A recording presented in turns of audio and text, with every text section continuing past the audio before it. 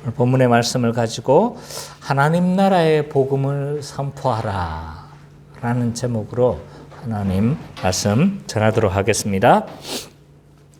지난주 우리는 7 나팔 중에서 5번째, 6번째까지의 심판에 대해서 우리가 좀 살펴봤습니다.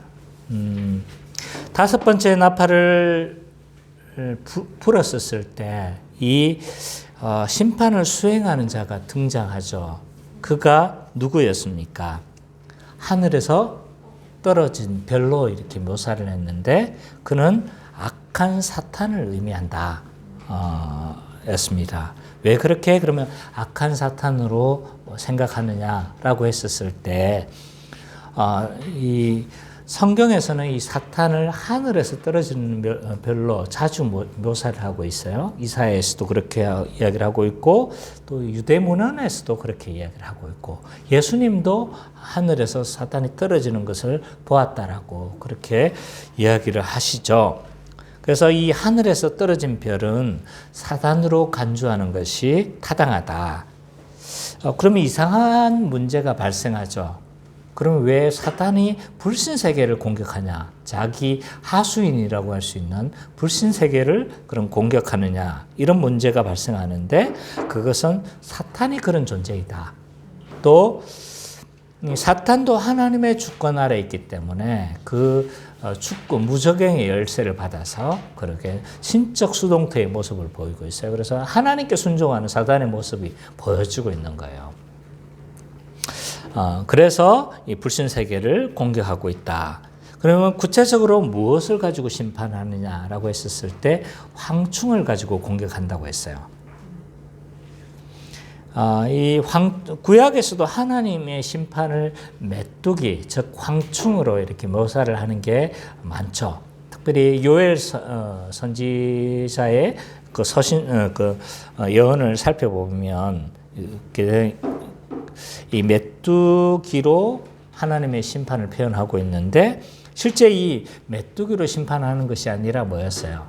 바벨론 군대가 이렇게 쳐들어오는 것을 마치 메뚜기가 그렇게 침공하는 것처럼 그렇게 보여진다고 이야기를 했습니다. 그래서 이 황충으로 심판하시겠다는 것은 실제 메뚜기로 심판하시겠다는 것이 아니라 사탄의 권세를 사용해서 그 악한 세력이 어떤 형태의 모습일지 모르겠지만 악한 사단의 세력을 통해서 하나님께서 심판을 시행하시겠다라는 것이 이제 핵심인 거죠. 근데 이 황충의 공격이, 사탄의 공격이 얼마나 끔찍했는지 정갈의 권세를 가진 것처럼 그렇게 괴로웠다라고 이야기를 해요. 그리고 후반부에 가서는 황충의 모습을 마치 군대의 모습으로 묘사를 하고 있는데 이러한 모든 표현들은 이 심판을 수행하기에 능히 남음이 없는, 능히 그 심판을 수행할 수 있는 그런 것들을 갖추었다라는 것들을 표현하기 위해서 그렇게 군대의 모습으로 그렇게 표현을 하고 있습니다. 그리고 6번째 천사가 나팔을 불죠. 이 6번째 나팔은 소위 마병대 심판이에요. 마병대 심판인데 나팔을 부니까 누가 심판을 시행하냐면 결박된 네 천사가 심판을 수행해요. 이들은 누구냐 하면 하나님의 명령에 따라서 심판을 수행하는 존재예요.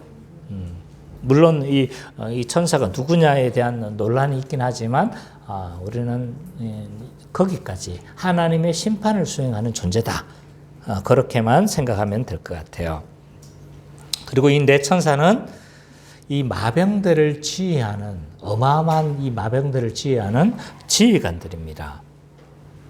그러면 이 마병대는 도대체 누구냐라고 했었을 때 이 마병대는 아마도 이 유프라테스 강 너머에 있는 파르티아 제국을 상징하는 것처럼 보여져요. 그래서 왜 그러냐? 이 천사들이 유프라테스 강에서 결박되어져 있었다. 그래서 이 군사들이 누구인지를 알기를 원한 거죠. 거기에다 이들이 착용하고 있는 그리고 이들의 모습들이 다 파르티아 제국의 병사들을 상징하고 있습니다. 그리고 이 심판이 얼마나 마병대의 심판이 어마어마할 것인지, 얼마나 대대적인 것인지를 표현하고 있는 게 그 숫자예요. 숫자가 몇 명이었어요? 2억. 그 성경의 표현은 뭐라고 되어 있어요? 2만만이에요. 그래서 2 곱하기 1만 곱하기 1만인 거예요. 그러니까 2억, 숫자를 해보면 2억인 거예요. 2억. 지금도 우리나라 이 전 세계 군대가 몇 천만밖에 안 돼요. 근데 2억의 군대가 이렇게 마병대로 섰다고 생각해 보세요. 어마어마한 심판이 될 것을 우리는 능히 짐작하고도 남습니다. 그래서 하나님은 이렇게 능히 심판을, 불신세계를 반드시 그렇게 심판하신다는 것을 우리는 지난주에 살펴봤습니다. 자, 오늘은 바로 7번째 심판으로 넘어가야 되는데 6번째와 7번째 사이에 항상 뭐가 있다고 했습니까? 뭐가 있다고 했죠? 막간 삽입이 있다고 했어요. 그죠?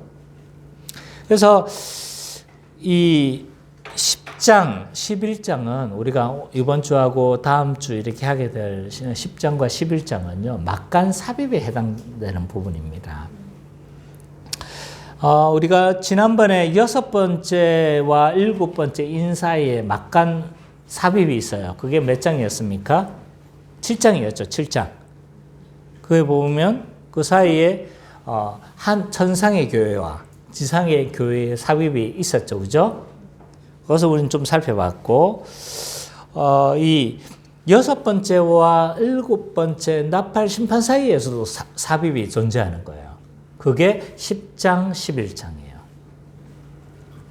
10장에서는 힘센 천사의 등장과 그리고 펼쳐진 작은 두루마리와 관계되어진 그런 내용들이에요. 그래서 이게 뭔지는 이제 오늘 살펴보겠죠. 그리고 11장은 두 증인에 대해서 이야기를 하고 있습니다. 그래서 이 두 증인 때문에 이단도 많이 나왔죠. 자기들이 두 증인이라고 이야기를 하는 거예요. 그래서 두 증인 때문에 이단도 많이 나왔는데 이 두 증인이 누구를 의미하는지에 대해서는 다음 주 우리가 좀 살펴보도록 하겠습니다. 그리고 이 10장과 11장의 막간 삽입은요, 전에도 이렇게 삽입은 주로 무슨 내용이었어요? 교회에 대한 거였죠. 그죠? 그래서 천상의 교회와 지상의 교회. 마찬가지입니다.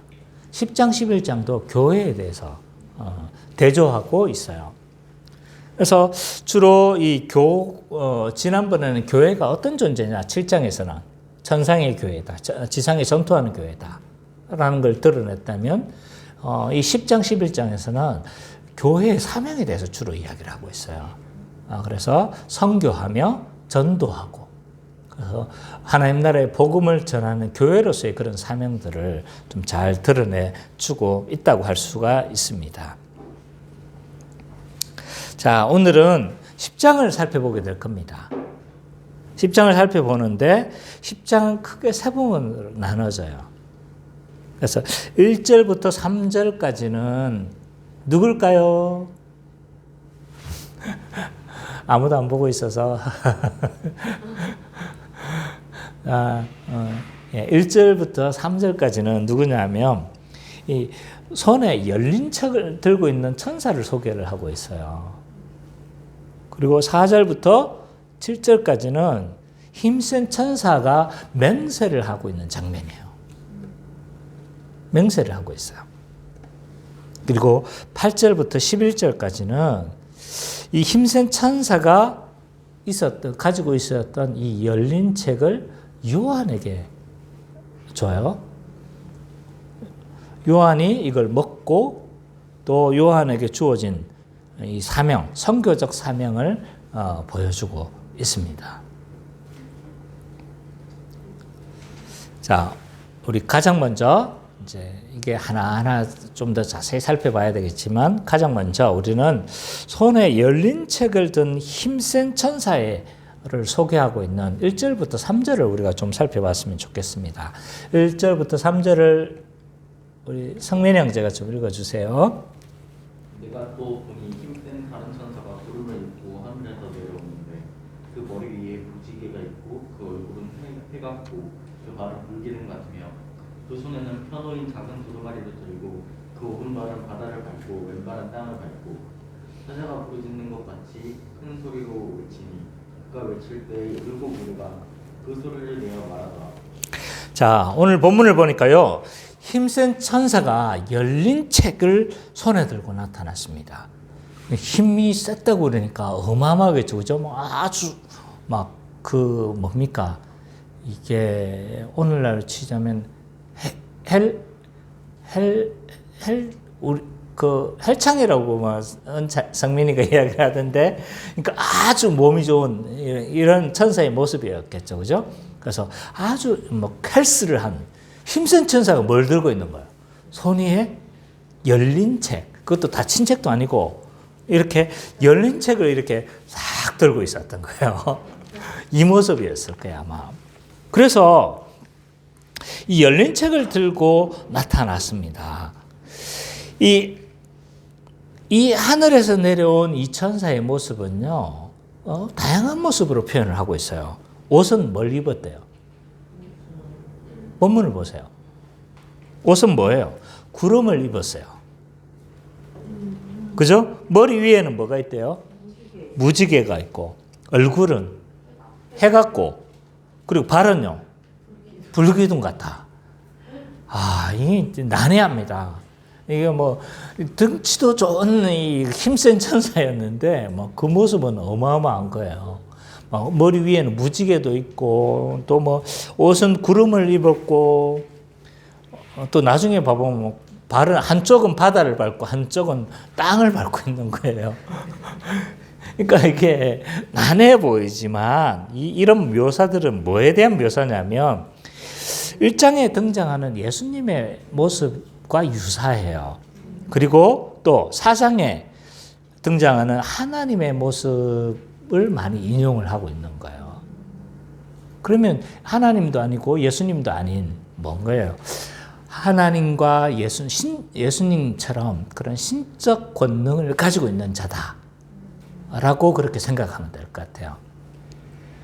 그래서 하나님과 예수님의 어떤 신적 권능을 가지고 명령을 대행하는 그런 대행자다. 하나님의 권위를 받고 지금 대행하는 그런 대행자라고 할 수가 있는 거죠. 근데 이 천사가 뭘 들고 있는 거예요?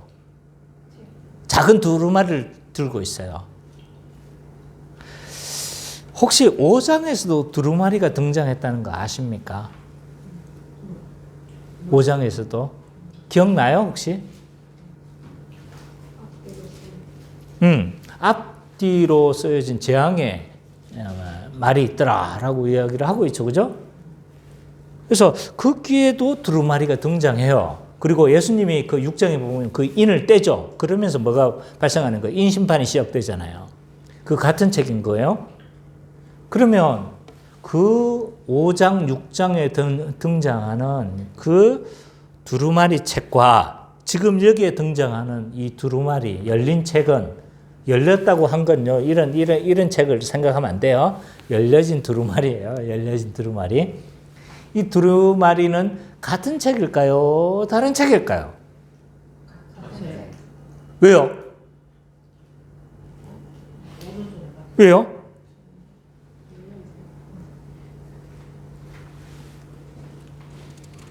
확신합니까? 네. 우리 성민이는 못 가려고 하는데 지금. 은찬이는 같은 책일까요? 다른 책일까요? 예? 같은 책이다. 예. 어떤 사람은 이 책이 다른 책이라고 주장하는 사람들도 있어요. 그렇게 주장하는 근거가 뭐냐면 5장에서는 그냥 두루마리라고 하는데 10장에서는 특히 다른 말이 강조돼요. 작은 두루마리라고 이야기를 해요. 그래서 서로 다른 거 아니냐. 왜냐하면 크기가 다른데 그래서 서로 전혀 다른 책으로 해석하려고 하는 사람들도 있습니다. 그러나 이 5장에서 예수님이 개봉한 6장에서 개봉한 이 두루마리와 10장에서 힘센 천사가 들고 있는 이 두루마리 책은요 같은 두루마리 책입니다. 근거가 뭐냐? 근거가 뭘까요? 일단 10장 내에서 이 두루마리 책의 크기에 대해서는 크게 있잖아요. 염두에 두고 있지 않다는 거예요.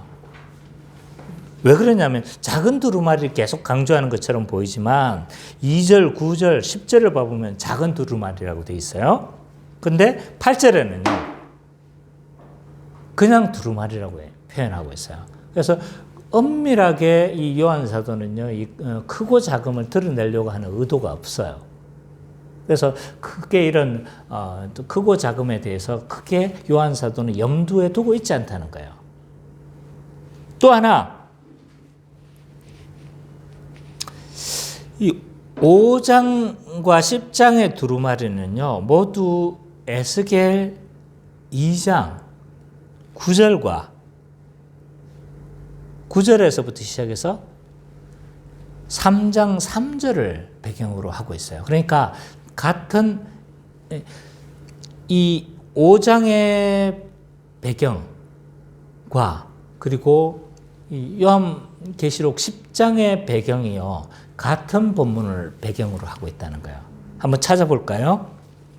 에스겔 2장 9절 다 찾아봅시다. 이거는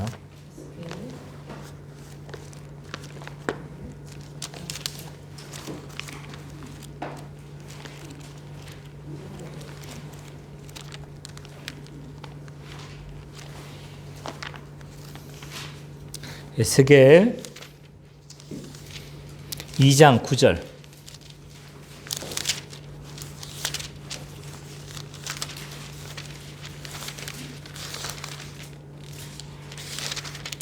(2장 9절부터 10절까지는요) 이게 5장을 배경으로 하고 있어요. 그러니까 요한계시록 5장의 배경이 돼요.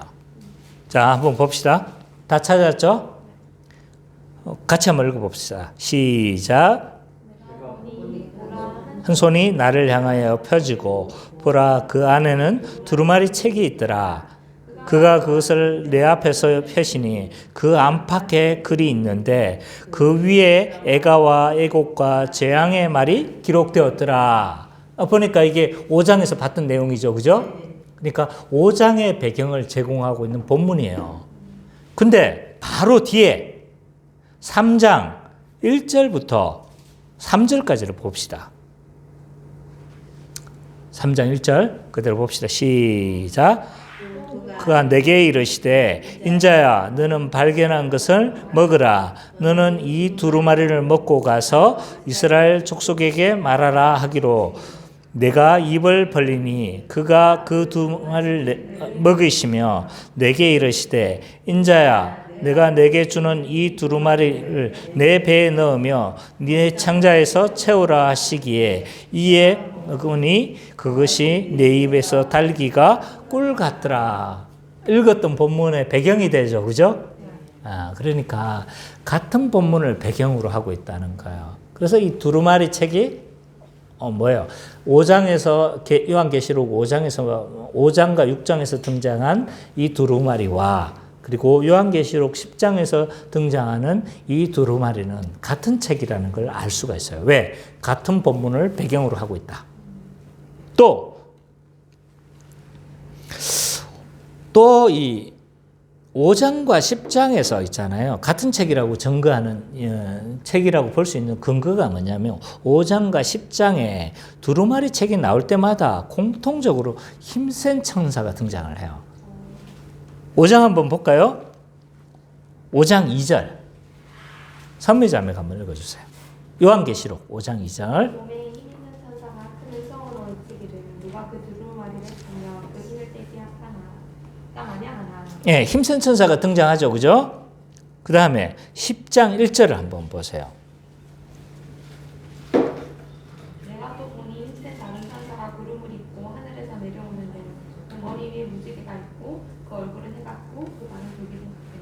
그렇죠. 힘센 천사가 구름을 입고 하늘에서 등장하고 있죠. 그러니까 같은 천사가 등장하고 있어요. 그래서 이 책은 같은 배경으로 할 뿐만 아니라 같은 천사가 이를 가지고 있는 것을 봤었을 때 이 두루마리는 같은 거다, 다른 거다? 같다라는 것을 우리는 알 수가 있는 거죠. 그래서 이 5장과 10장의 두루마리는 같은 두루마리로 해석해야 된다. 같은 책이다. 그러면 같은 책이라면 목사님, 같은 책이라고요? 다르다는 증거가 있어요. 왜냐하면 5장에서는 분명히 닫혀져 있었잖아요. 근데 10장에서는요. 열렸어요. 왜 그런 거예요? 그렇죠. 6장에 보면 이 인봉을 누가 푸세요? 예수님이 열잖아요. 그렇죠? 그래서 이미 이제 열려졌기 때문에 그 7인을 떼고 구속사를 성취하셨기 때문에 이 책은 이미 이제 열려진 책이 되어진 거예요. 그래서 열린 책으로 이렇게 10장에서는 소개하고 있는 겁니다. 그래서 같다, 여전히. 자, 근데 이 천사가 있잖아요. 오늘 보니까 어디를 밟고 있어요, 지금? 땅과 바다를 지금 밟고 있어요. 한쪽 발은 땅을 밟고 있고 한쪽 발은 바다를 밟고 있어요. 얼마나 커야 되는 거예요, 도대체? 이 상상을 해보세요. 땅과 바다를 밟고 있는 거인이 서 있다고 생각해 보세요. 왜 이렇게 이 천사를 땅과 바다를 밟고 있는 천사로 소개를 했을까요?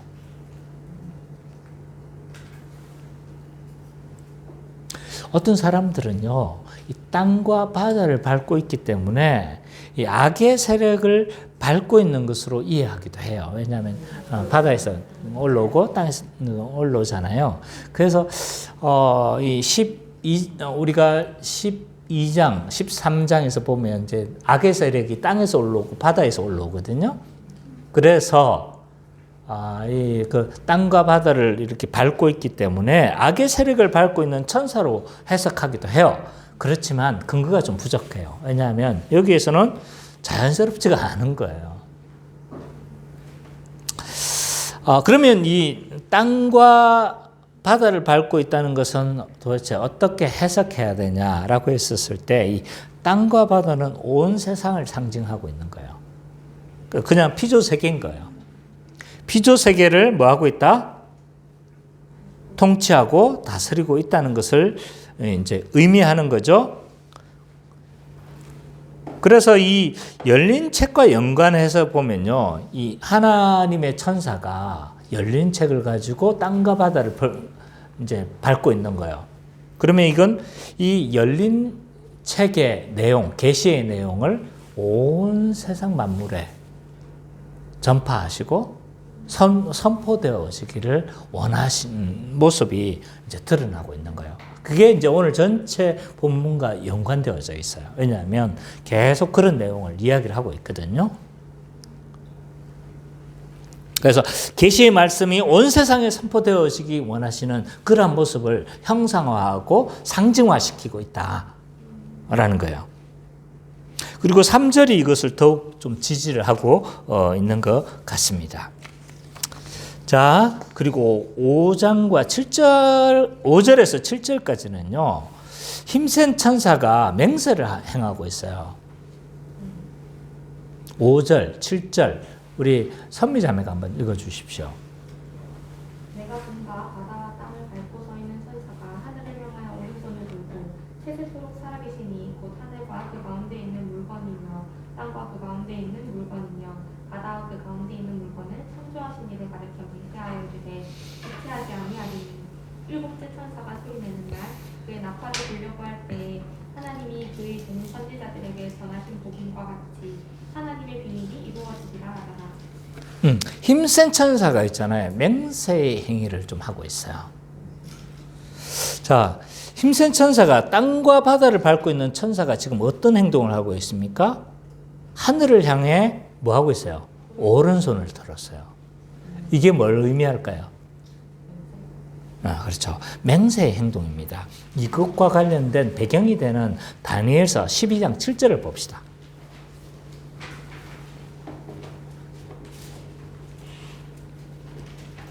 다니엘서 12장 7절.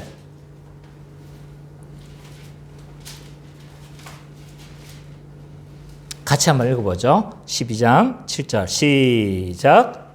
내가 들은즉 해마도 옷을 입고 강물 이쪽에 있는 자가 자기의 좌우 손을 들어 하늘을 향하여 영원히 살아계시는 이를 가리켜 맹세하여 이르되 반드시 한때 두때 반때를 지나서 성도의 권세가 다 깨어지기까지 그렇게 되면 이 모든 일이 다 끝나리라.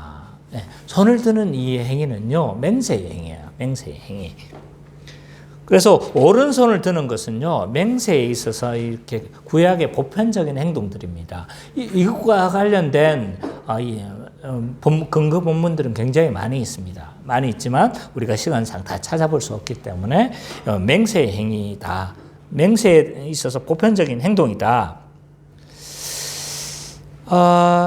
따라서 천사가 오른손을 드는 행위는요, 맹세를 하고 있다는 건데, 근데 어떤 맹세를 하고 있는 거예요?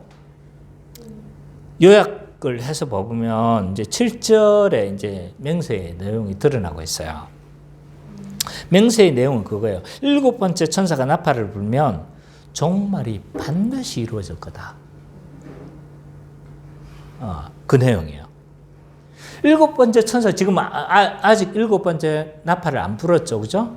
근데 7번째 나팔이 불면 반드시 종말이 이루어질 거다. 라는 그 내용을 지금 맹세하고 있는 겁니다. 그래서 이 요한계시록 10장 7절과 다니엘서 우리가 좀 전에 읽었던 12장 7절은요, 서로 병행관계에 이루어요. 그래서 맹세했는데 한때, 두때, 반때가 지나면 반드시 세상이 끝이 난다는 거예요. 그러니까 서로 굉장히 병행관계로 이루어져 있어요. 여기서는 그 이제 7 나팔을 불면 세상이 끝날 거라고 이야기를 하고 있고, 다니엘서는요, 한때, 두때, 반때가 지나면 세상이 끝날 거다. 라고 이야기를 하는 거죠. 어쨌든 이 7번째 천사가 나팔을 부는 때는요, 예수님이 재림하시는 때고, 그때가 되면 세상 나라가 멸망하는 거예요. 그리고 하나님 나라가 완성되어지는 때이기도 하죠. 이것을 이제 그 천사는 맹세를 하고 있는데, 이것과 관련해서 우리가 좀 참고적으로 알아봐야 될 몇 가지들이 있어요. 그게 뭐냐면 다니엘서 12장 7절에서 한때, 두때, 반때를 언급하고 있잖아요. 한때, 두때, 반때가 지나면 뭐가 된다? 세상 나라가 끝이 난다 이야기를 해요. 한때, 두때, 반때가 도대체 뭘 의미할까요?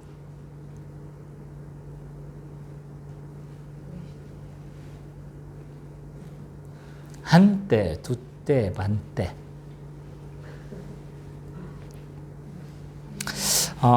속된 말로 이제 이 한때, 두때, 반때는요, 이 종말의 시간이에요. 종말의 시간. 그게 정확하게 뭘 의미하는지는 일단 둘째 치고라도 종말에 이 시간이 지나면 완전히 세상 나라가 끝이 나니까 종말의 시간은 맞잖아요, 그죠? 최후의 종말이 임하기 전에 이 종말적 시간들을 상징한다고 할 수가 있어요. 그래서 이 시간은요, 예수님의 초림과 재림의 시간과 같은 거예요. 교회 시대이기도 맞아요. 하나를 말하면 둘을 말하죠, 그죠?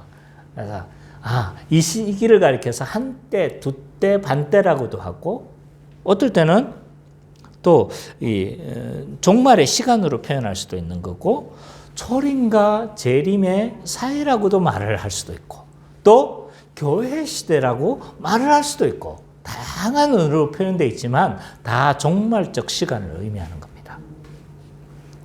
근데 왜 갑자기 다니엘의 한때, 두때, 반때를 내가 지금 언급하냐 하면, 이런 최후의 종말의 시간, 종말론적 시간을 다양한 표현으로 요한계시록은 하고 있기 때문입니다. 그래서 이게 이제 11장에서부터 많이 드러나요. 그래서 예비적으로 우리가 좀 공부를 해야 된다.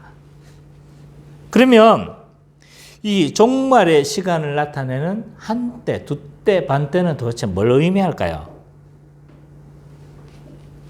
결론적으로는요, 3년 반을 의미해요. 3년 반. 한때.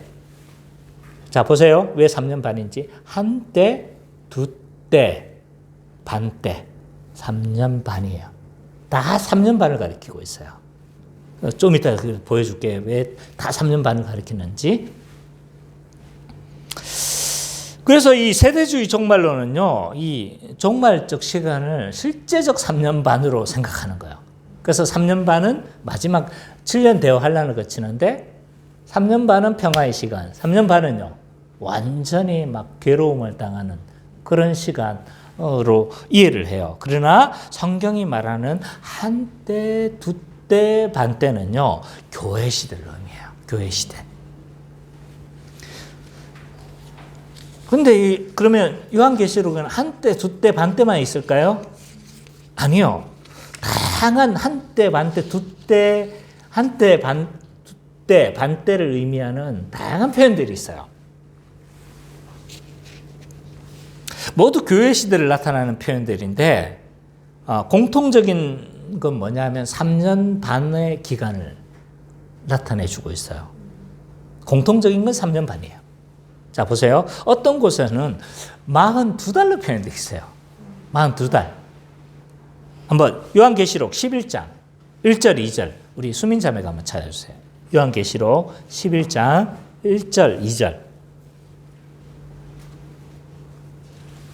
네, 찾았으면 읽어주십시오. 또 내게 지팡이 같은 갈대를 주며 말하기를 일어나서 하나님의 성전과 제단과 그 안에서 경배하는 자들을 측량하되 성전 바깥 마당은 측량하지 말고 그냥 두라. 이것은 이방인에게 주었은즉 그들이 거룩한 성을 42달 동안 짓밟으리라.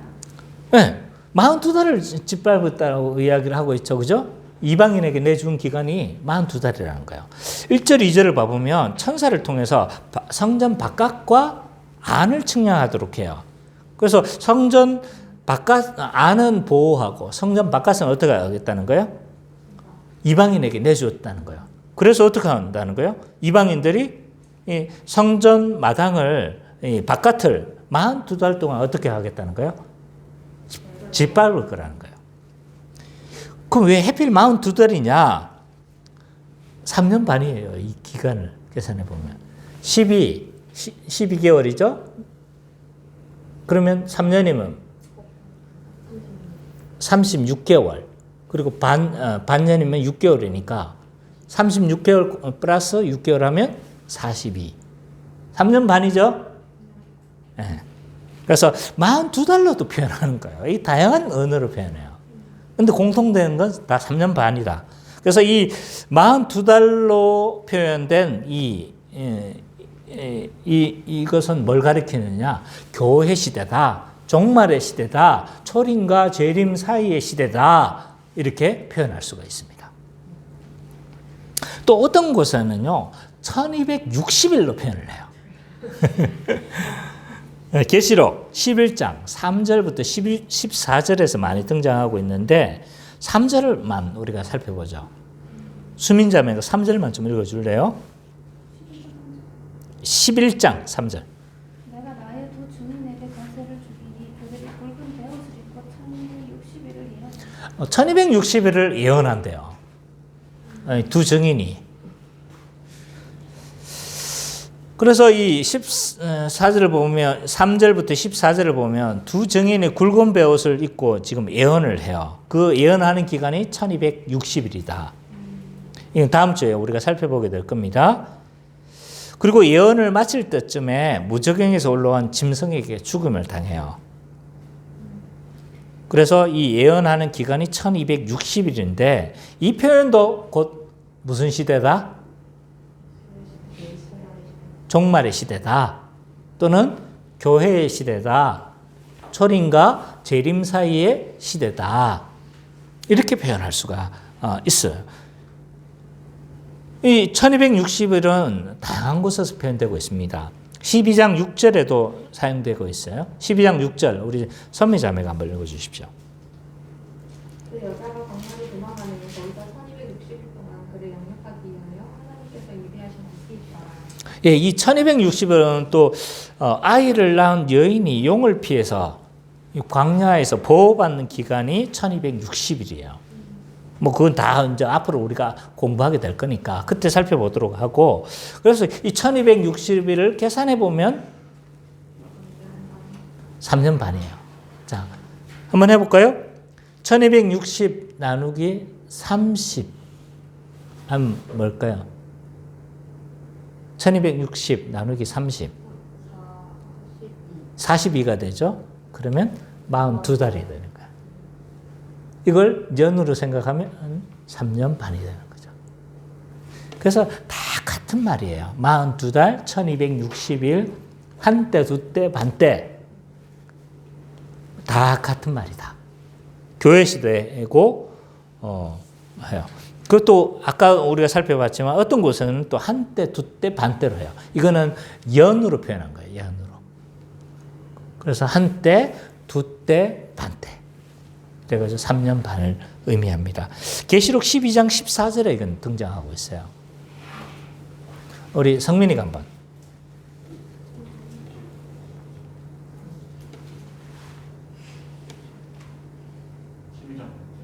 12장 14절. 그 여자가 큰 독수리의 두 날개를 받아 광야 자기 곳으로 날아가 거기서 그 뱀의 낯을 피하여 한때와 두때와 반때를 영역받네. 예, 그래서 한때, 두때, 반때는 곧 이제 이 3년 반을 년으로 표현한 거예요. 어떤 때는 일로 표현하기도 하고, 어떨 때는 달로 표현하기도 하고. 근데 다 공통적으로 3년 반을 의미하는데 실제적 3년 반이 아니라 뭐라는 거예요?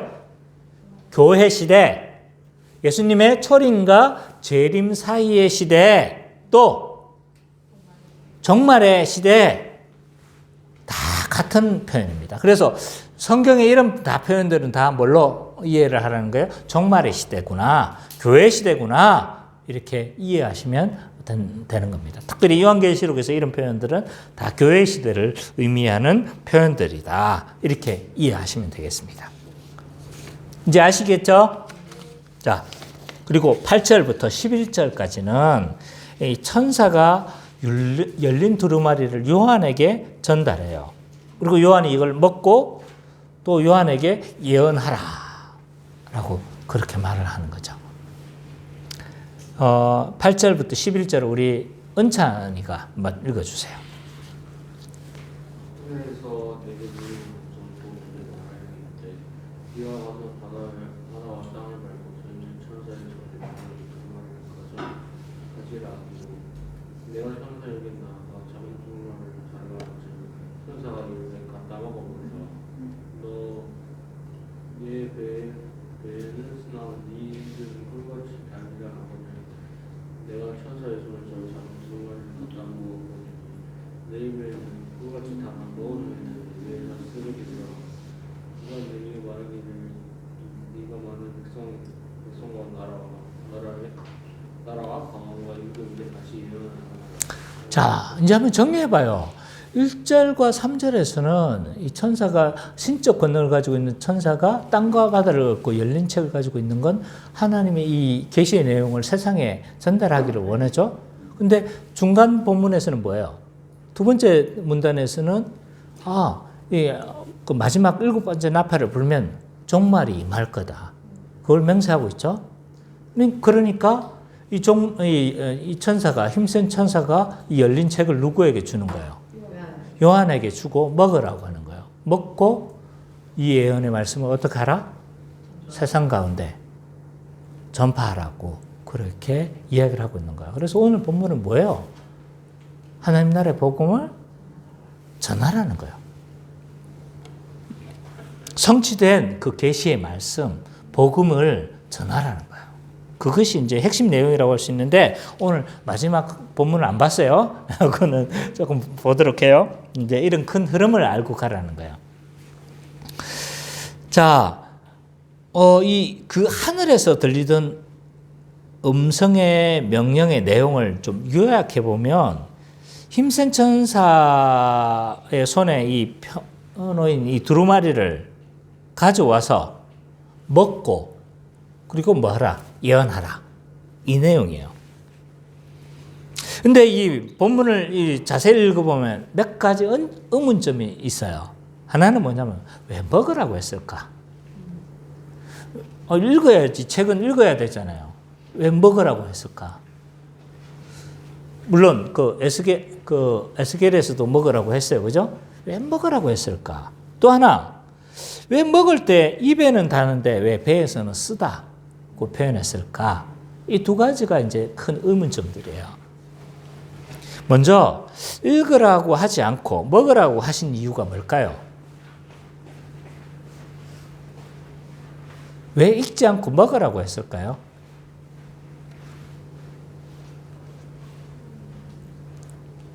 이 먹으라고 하는 거는 이제 말씀을 먹는다는 표현은요 구약에서 많이 등장하고 있어요. 특히 에스겔의 사명을 받을 때 하나님의 그 예언을 이스라엘 백성들에게 전파하라고 사명을 받을 때 이 에스겔을 부르거든요. 근데 이 말씀을 먹으라 하고 또 전하거든요. 동일한 배경을 가지고 있어요. 그래서 에스겔도 사명을 받을 때 요한처럼 두루마리를 먹었어요. 근데 꿀처럼 달았다라고 이야기를 해요. 왜 이 먹으라는 건 무슨 뜻일까라고 했었을 때 이 먹으라는 건요 단순히 머리로만 이해하지 말고 뭐 하라는 거예요? 실천하는 것을 포함하고 있어요.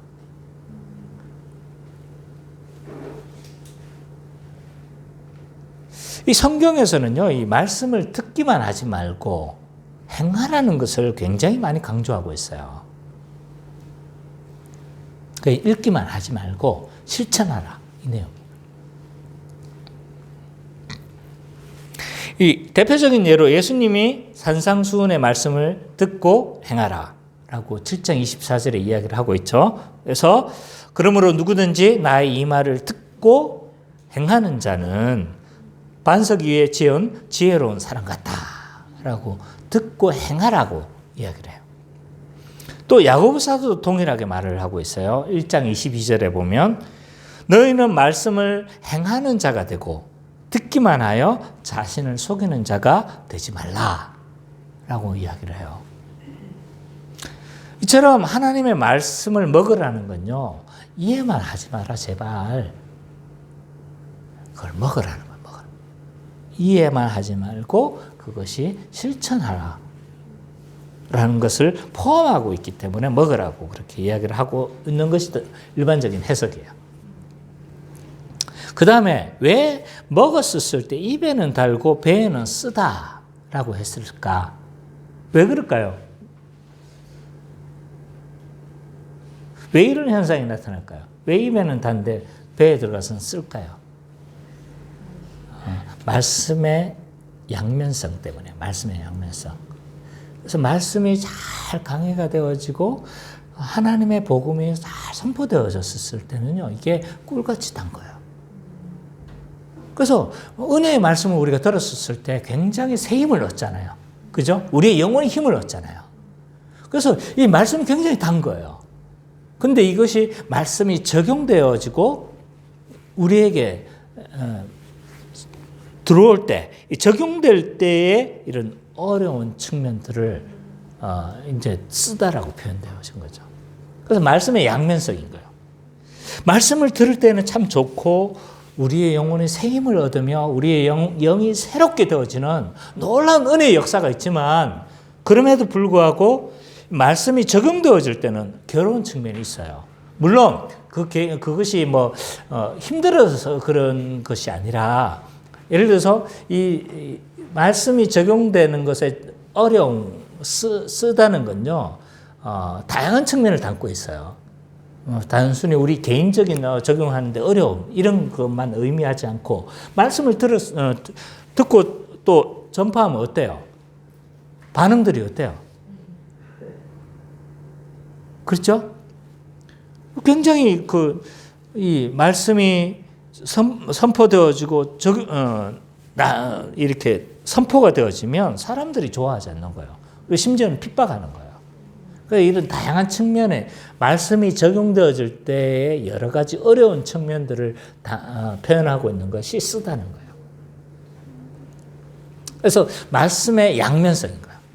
말씀이 우리가 듣기에 좋고 우리의 영혼이 기쁘며 우리의 영혼이 회복되어지는 것이기도 하지만 또한 그것이 적용되어질 때 어려운 측면도 있는 거거든요. 선포되었을 때 사람이 싫어하고 물론 불신자들이겠죠. 핍박을 가하기도 하고 또 어떤 경우는 우리의 죄를 지적하기도 하고 이러니까 이런 다양한 측면의 어려움들도 있는 거예요. 그래서 이 말씀의 양면성을 표현하고 있는 것이 달다 쓰다라는 표현으로 지금 하고 있는 겁니다. 그리고 나서 어떻게 먹고 나서 어떻게 11절에 보니까 어떻게 하라고 이야기를 해요? 다시 예언하여야 하리라. 이 계시의 말씀을 있잖아요. 에스겔을 부른 것 같이 요한도 어떻게 해요? 말씀을 증거하는 자가 돼야 된다는 거죠. 이것은 요한에게만 주신 메시지가 아니고 우리 공통된 메시지인 거예요. 그래서 11장 전체가 뭘 지금 이야기를 하고 있냐면 하나님의 그 열려진 계시의 책, 예수 그리스도가 성취하신 그 예언의 그 열려진 책을 어떻게 하기를 원한다? 세상 모든 사람들에게 선포되기를 원하신 것이 이 11장 전체의 메인 아이디어라고 할 수 있어요.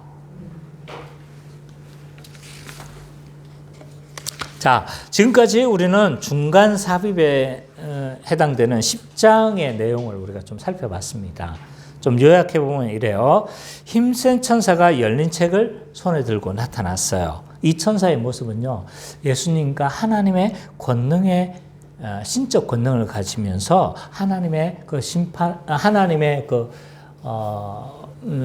그 뜻들을 수행하는 그런 모습으로 표현되어지고 있어요. 그래서 하나님과 예수님의 그 명령을 대행하는 대행자로서의 천사의 모습이고, 이 천사가 무엇을 들고 있었냐면 작은 두루마리를 들고 있었어요. 이 두루마리는 5장에서 등장하는 그 두루마리와 뭐하다? 동일한 두루마리다.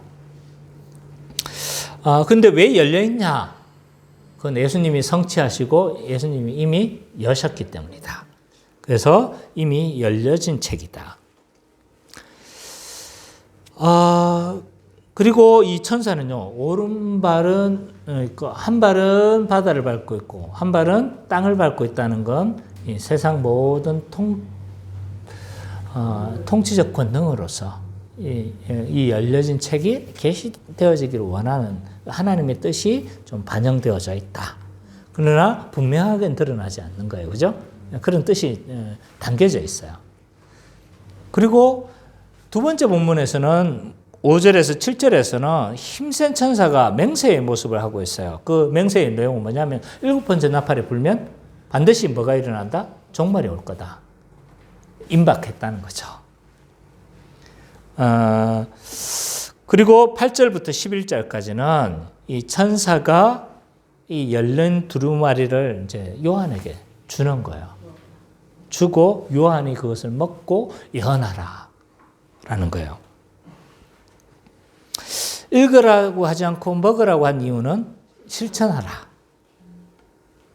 그리고 왜 입에서는 달고 배에서는 쓰냐?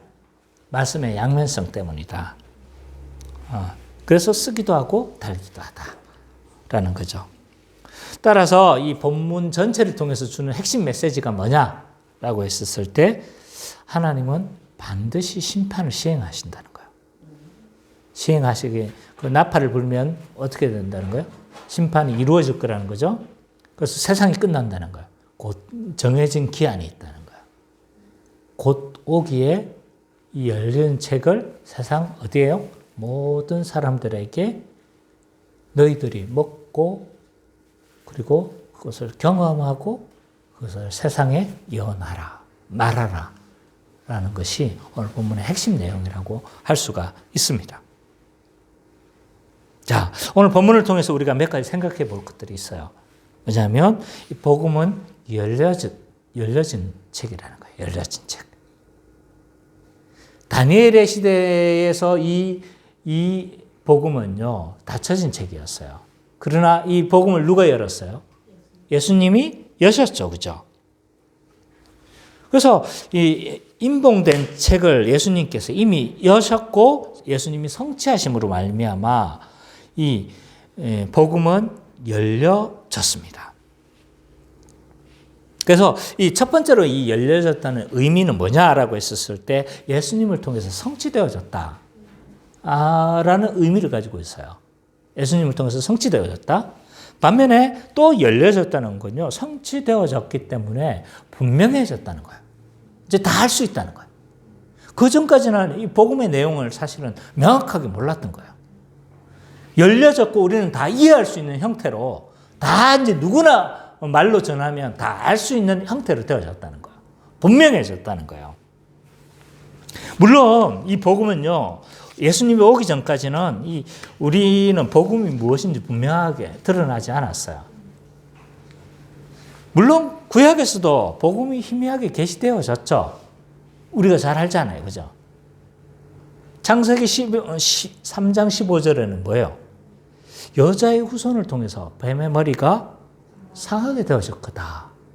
예수 그리스도를 예언하고 있잖아요. 그죠? 근데 그 사람들은 자세히 몰랐을 거예요. 또 타락한 순간 가죽 옷을 지어 입혔어요. 그 의미가 뭐라고 했어요? 사람의 그 죄로 인한 그 수치는 인간이 못 가리는 거예요. 뭘 통해서 가려질 거라는 거예요? 대속적 죽음을 통해서 이 죄가 가려질 것이라는 거. 십자가가 거기에도 계시가 되어져 있는 거예요. 출애굽의 유월절 어린 양도 복음의 계시예요. 이 유월절 어린 양 대속적 죽음을 통해서 이 핏부림을 통해서 죽음이 넘어갈 거다. 유월. 죽음이 넘어갈 것이라는 것이 계시가 되어졌어요. 이것도 예수 그리스도의 십자가를 계시하고 복음이 계시되어진 거죠. 아사셀 염소도 복음이에요. 대속제일 2마리의 염소는요, 십자가를 보여주고 있어요. 한 마리의 어린 양은요, 대속적 죽음을 통해서 죄를 사해 줄 것이고, 한 마리의 아사셀, 광야에 버려지는 이 아사셀 염소는요, 그 십자가의 결과를 보여주고 있는 거예요. 그래서 죄가 동에서 서에서 멀어진 것 같이 우리와 멀어지게 되어졌다는 것을 보여주고 있는 거예요. 레위기의 5대 제사도 성막도 다 복음이에요. 십자가의 여러 측면들을 보여주고 있는 거죠. 이 모든 것이 복음이지만 이 성취된 복음으로 보기 때문에 이것이 우리가 이해될 수 있는 것이지, 그 당시에 물론 그 사람들은 보았어요. 무언가를 보았지만 완벽하게 보았다고 할 수 없어요. 왜? 예수님이 십자가로 성취하지 않았기 때문에. 아직 열려진 책이 아니었기 때문에. 그러나 지금 어떻게 된 거예요? 예수 그리스도의 십자가의 죽으심으로 말미암아 누구나 다 구약이 그것이 다 십자가고 복음이었구나 라는 것을 우리는 분명히 보게 되어진 거죠. 그래서 이런 복음이 분명해지고 분명하게 우리가 알게 되어졌고, 또 여러 우리의 선배들이 그 모든 것들을 분명하게 이렇게 복음을 증거하고 복음의 내용을 정리를 했지만 여전히 우리는 아직도 어두운 가운데 우리는 처해 있는지 다시 한번 돌아봐야 돼요. 이 열려진 책인데 어떤 사람에게는 닫혀진 책으로 보여진다는 거예요. 대속적 죽음을 통해서 우리의 죄가 가려진다고 그렇게 수차례나 계시되어졌지만, 그리고 예수 그리스도의 대속적 죽음을 통해서 우리의 죄가 가려진다고 말했지만, 사람들은 여전히요 자신의 수치를 자기들이 감당하려고 해요. 자기의 행위로 그렇게 자기의 수치를 가리려고 해요. 세간점 학파가 이런 자들이잖아요. 세간점 학파들은요, 자기들의 행위를 근거로 해서 구원을 얻으려고 해요. 자기의 수치를, 죄된 수치를 누가 가리려고 하는 거예요? 자기들이 가리려고 하는 거예요. 이들은 여전히 열려진 책이 아니라 닫혀진 상태로 있는 거죠. 이들에게서 우리는 떠나가야 됩니다. 천주교 신앙이 이러한 자들이에요. 그들은 자기의 행위로 구원을 이루려고 해요. 이들에게는 여전히 그들에게는 닫혀진 책이에요. 왜? 이미 그리스도를 통해서 다 성취되어지고 분명해졌지만 근데 여전히 닫혀진 책으로 그들은 살아가고 있어요. 이들에게서 우리는 떠나가야 됩니다. 바울은요, 행위로 의를 얻으려 하고 구원을 얻으려고 하는 자들에게 저주를 선언하고 있어요.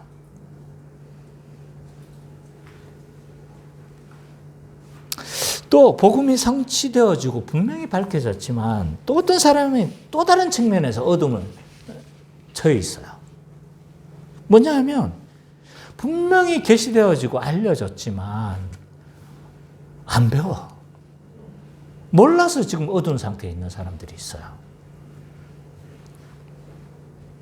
사도신경에 요약된 이 복음의 핵심 내용마저도 설명하기를 어려워한다는 것은 여전히 어두운 가운데 있다는 거예요.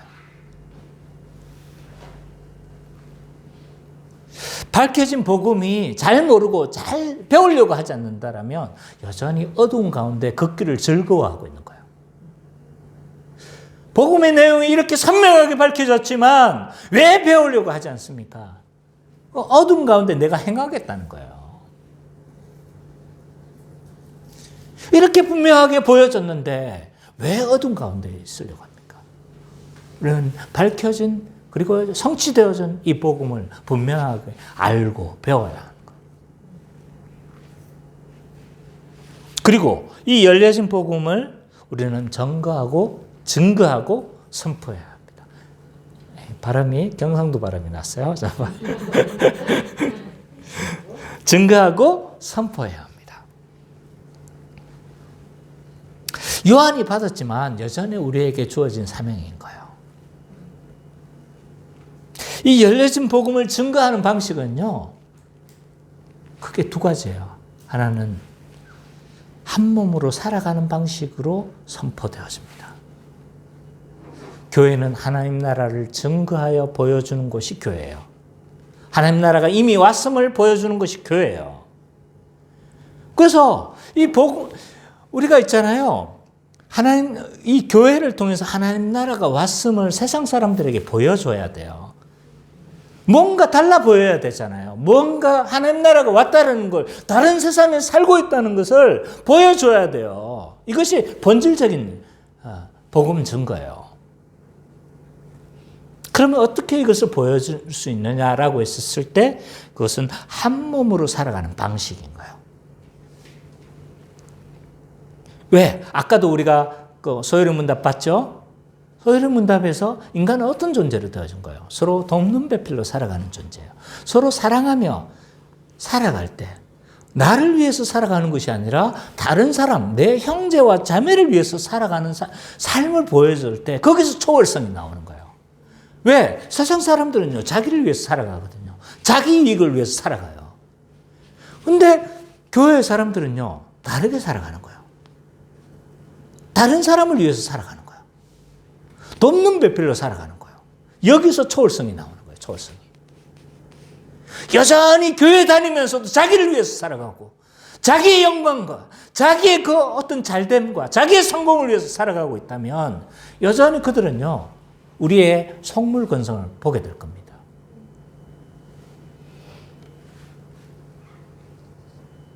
이런 한 몸으로 살아가는 방식을 통해서 우리 하나님 나라가 이 땅에 왔음을 보여줘야 합니다. 그리고 이 열려진 복음을 증거하는 방식은요, 개인적으로도 우리는 전해야 돼요. 복음을 전하는 것을 우리는 굉장히 두려워합니다. 사실 그래요. 왜냐하면 여러 가지 상대방을 배려하는 거예요. 상대방을. 제가 보기엔 이건 배려가 아니에요. 아, 저 사람이 기분 나빠하지 않을까? 저 사람이 좀 이것으로 인해서 사생활 침해를 받았다고 생각하지 않을까? 라고 생각하는 거예요. 근데 저 사람이 죽어가고 있어. 죽어가고 있는데 그렇게 젠틀하게 구하실 거예요? 이거 밧줄 받으시겠습니까? 이렇게 젠틀하게 할 거예요? 끄집어내야 돼요. 끄집어내야 돼. 이것이 우리가 하는 방식이에요. 너무 있잖아요. 저는 상대방을 배려한다고 저는 생각해요. 그것은 이 시대의 세속적 가치관이 자리 잡고 있는 거예요. 왜? 포스트 모더니즘 자체가 개인주의를 추구하는 거거든요. 그것은 그 사람을 위한 진정한 젠틀함이 아니에요. 진정한 젠틀함은요, 그 사람을 꺼내주는 거예요. 봐봐! 네가 죽어가고 있었잖아. 그 과정이 거칠었을지 모르지만 네가 죽어가고 있었잖아. 그것을 열어주는 그것이 진정한 젠틀함이죠. 적극적으로 두려워하지 말고 증거하십시오. 물론 이 사람의 막 어떤 개인적인 아주 멸시해 가면서까지 그래서는 안 되는 거 아니에요. 강권하라는 거예요. 강권하라는 거. 우리는 예의 있게 복음을 전해야 합니다. 그러나 그것이 무례한 방식으로 되어서는 안 돼요. 그러나 너무 두려워해서 말하기도 두려워해서는 안 된다는 거예요. 강권해서 우리가 또 초청을 했다가 그리고 복음을 전했다가 또 안 되면 또 어떻게 해야 되는 거예요? 또 해야 되는 거예요. 또 하고 그렇게 해서 그가 주께로 돌아올 수 있도록 우리는 젠틀함을 보여줘야 합니다. 그것이 진정한 젠틀함이에요. 그래서 하나님 나라 요한 사도와 같이 하나님 나라의 복음을 전파하면서 그렇게 살아가는 우리 기쁨의 교회 모든 성도님이 되시기를 간절히 축원합니다. 아멘.